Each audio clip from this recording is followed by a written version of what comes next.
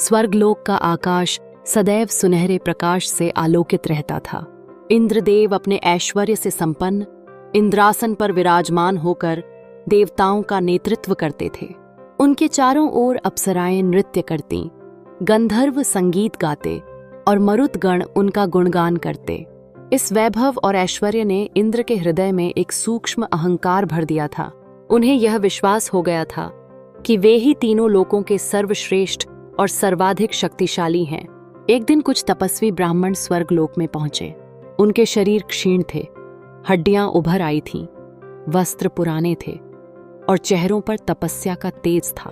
वे किसी विशेष यज्ञ के निमित्त इंद्र से आशीर्वाद लेने आए थे।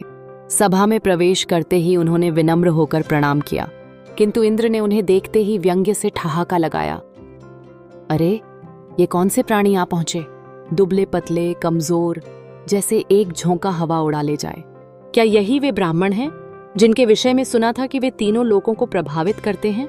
हाँ, सचमुच आश्चर्य है कि इतनी दुर्बल काया वाले लोग स्वयं को विद्वान और तपस्वी कहते हैं। देवसभा में सन्नाटा छा गया।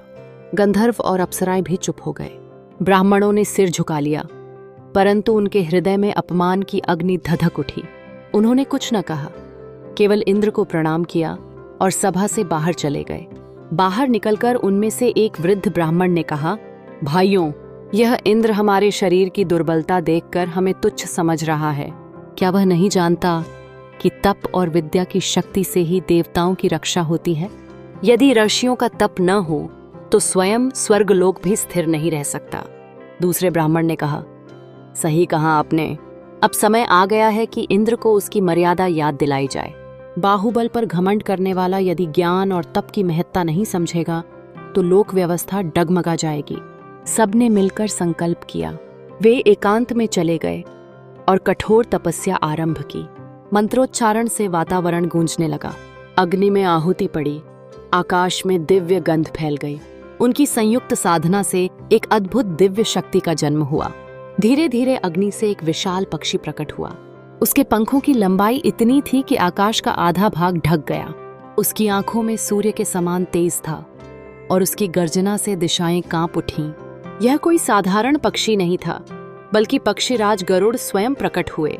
गरुड़ ने विनम्रता पूर्वक ब्राह्मणों को प्रणाम किया और कहा, हे महान ऋषियों, आपके तप और संकल्प से मैं प्रकट हुआ हूँ। बताइए मुझे क्या करना है? ब्राह्मणों ने कहा, हे पक्षीराज, हम ब्राह्मणों का इंद्र ने अपमान किया है। उसने हमें निर्बल कहकर हमारा उपहास उड़ाया। तुम जाकर उसे यह समझाओ कि शक्ति केवल शरीर की नहीं होती, बल्कि ज्ञान और तप ही असली बल है। उसका अभिमान तोड़ना ही तुम्हारा कार्य है।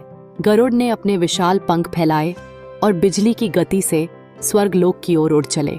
उनकी उड़ान से वायु वेगवान हो गई, बादल बिखर गए और आकाश में भयंकर गर्जना होने लगी। इंद्र अपने सिंहासन पर बैठे थे। उन्होंने यह कोलाहल सुना तो चौंक कर उठे। सामने देखा तो गरुड़ आकाश को ढकते हुए उनकी ओर बढ़ रहे थे। इंद्र ने हंसते हुए कहा, अरे, यह कौन सा पक्षी है? क्या यह मुझे चुनौती देगा? मैं इंद्र हूँ, मेरे पास वज्र है। देवासुर युद्ध में असुरों को मैंने परास्त किया है और यह पक्षी मुझे हराएगा? मूर्खता है। इतना कहकर उन्होंने वज्र उठाया और गरुड़ की ओर फेंका, लेकिन गरुड़ ने अपने पंखों की तीव्र गति से उसे रोक दिया। वज्र जमीन पर गिर पड़ा और सिंहासन डगमगा गया। गरुड़ ने प्रचंड स्वर में कहा, हे इंद्र, तुम अपने बल और ऐश्वर्य पर गर्व करते हो। तुमने ब्राह्मणों का अपमान किया है और यही तुम्हारी सबसे बड़ी भूल है। जान लो, तप और विद्या की शक्ति से ही यह सृष्टि चलती है। ब्राह्मण निर्बल दिखते अवश्य हैं, परंतु उनके संकल्प से ऐसे योद्धा उत्पन्न हो सकते हैं जो तुम्हारे ऐश्वर्य को चूर चूर कर दें। गरुड़ ने इंद्र को पंख से ऐसा आघात किया कि वे आकाश में उछलकर नीचे गिरे। उनका मुकुट दूर जा गिरा और सभा स्तब्ध रह गई। देवगण सहम गए। इंद्र ने करुण स्वर में कहा, हे गरुड़, मैं समझ गया कि ब्राह्मणों की शक्ति को तुच्छ समझना सबसे बड़ी भूल है। मैं उनके तप का अपमान कभी नहीं करूंगा। कृपया मुझे क्षमा करें। तभी ब्राह्मण वहां प्रकट हुए।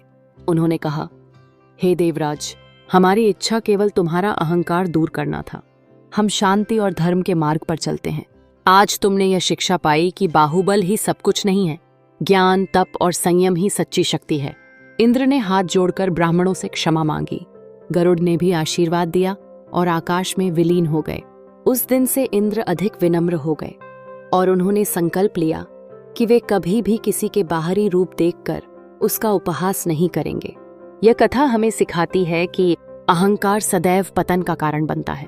ब्राह्मणों या विद्वानों का अपमान करना घोर पाप है। वास्तविक शक्ति शरीर या धन ऐश्वर्य में नहीं, बल्कि ज्ञान, तप और आंतरिक बल में निहित है। जो व्यक्ति दूसरों का उपहास करता है, अंततः स्वयं उपहास का पात्र बनता है। अगर आपको हमारा यह वीडियो अच्छा लगा तो कृपया लाइक और सब्सक्राइब जरूर करें।